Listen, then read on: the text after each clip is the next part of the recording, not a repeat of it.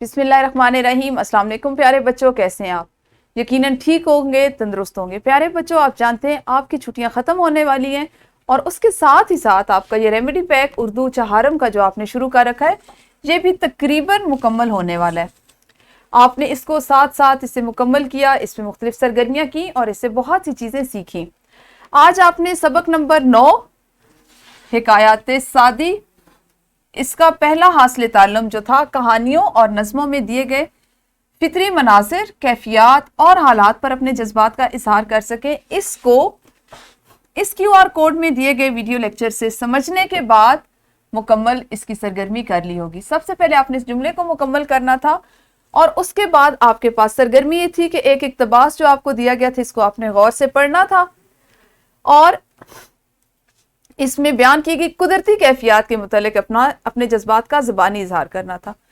फिर आपने हमेशा की तरह जब आप ज़बानी कोई सरगर्मी करते हैं तो एक आपके वालिदैन आपकी एक मुख्तसर वीडियो बनाते हैं जो आप अपनी मुअल्लिमा या मुअल्लिम को इस नंबर व्हाट्सएप ग्रुप में भेजते हैं और उसके साथ ही साथ आप हमें भी इस ईमेल एड्रेस पर और इस नंबर पर व्हाट्सएप करते हैं। यकीनन यहाँ तक कि ये जो सरगर्मी थी, यानी इसको पढ़ने वाली, इस पर वीडियो बनाने वाली आप मुकम्मल कर चुके होंगे।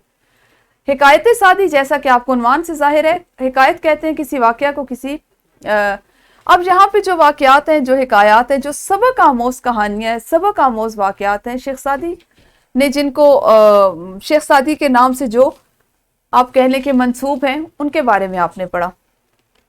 आपने गौर किया होगा कि शेख सादी की हिकायतें जो होती हैं या उसके अलावा भी बहुत सी हिकायात, बहुत से वाक़यात, बहुत सी कहानियाँ जो हमें अखबारों में पढ़ने को मिलती हैं, दूसरी कुतब में पढ़ने को मिलती हैं, सबक आमोज होती हैं। हर कहानी किसी न किसी अखलाकी नतीजे पे पहुँचती है, अखलाकी सबक मिलता है हमें ज़िंदगी गुजारने के लिए, उससे कुछ ना कुछ मालूम होता है। हिकायत सादी की अगर आप बात करें, आप इनको पढ़ना शुरू करें तो आपको पता चलेगा कि छोटी छोटी बातों से हम अमली ज़िंदगी में कितना फ़ायदा उठा सकते हैं। जैसे शेख सादी की एक हिकायत इस वक्त मेरे जहन में आ रही है कि शेख सादी एक दफ़ा उनके जूते का तस्मा टूट गया तो वो बड़े इस बात पे अफसरदा हुए कि क्या मेरे साथ ही ये होना था, इतना मेरा सफ़र बाकी और मेरे जूते का तो तस्मा ही टूट गया। तो वो इसी में थे कि करीब कोई मदरसा, कोई मस्जिद थी, वो वहाँ जाके बैठे, वहाँ जाके देखा तो एक शख्स उनसे पहले से मौजूद था जिसकी एक टांग ही नहीं थी। तो उस वक्त उन्होंने गौर किया और अल्लाह का शुक्र अदा किया कि मेरे तो जूते का सिर्फ तस्मा टूटा है, मेरे पास तो सिर्फ जूते का वो उसमें एक ख़राबी आई है और ये शख्स जिसके पास टांग ही नहीं, तो मैं अल्लाह ताला की नेमतों का शुक्र क्यों ना अदा करूं। तो देखिए इससे हमें क्या सबक मिला कि हमें हर हाल में अल्लाह की नेमतों का शुक्र अदा करते रहना चाहिए। आपको क्या चीज़ सिखाई जा रही है कि आप अगर कोई कहानी पढ़ते हैं, कोई नज़म पढ़ते हैं, कोई फितरी मंजर देखते हैं, किसी हालत में या कोई कैफियत से गुजरते हैं, तो उस पर आपके जज्बात क्या होते हैं और आप इजहार कैसे करते हैं।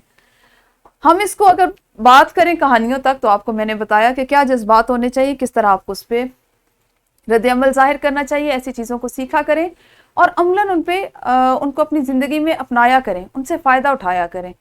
यही हम चाहते हैं कि आपकी शख्सियत में मुस्बत तब्दीलियाँ आएँ। आपने इस हासिल ताल्लुम से यकीनन ये सीखा होगा कि जिस वक्त आप किसी मंजर, किसी कैफियत से, किसी हालत से गुजर रहे होते हैं तो आपने किस तरह से रद्द अमल को जाहिर करना है और क्या आपके पास रद्द अमल को जाहिर करने का या उस वक्त अपने आप पर, अपने जज्बात पर काबू पाने का क्या तरीका होना चाहिए। अगले हासिल ताल्लुम में आपने क्या सीखना है, हम उससे अमली ज़िंदगी में किस तरह फ़ायदा उठाएंगे, इस पर अगले लेक्चर में बात करेंगे। तब तक अपना ख्याल रखिए। अल्लाह हाफिज़। शुक्रिया।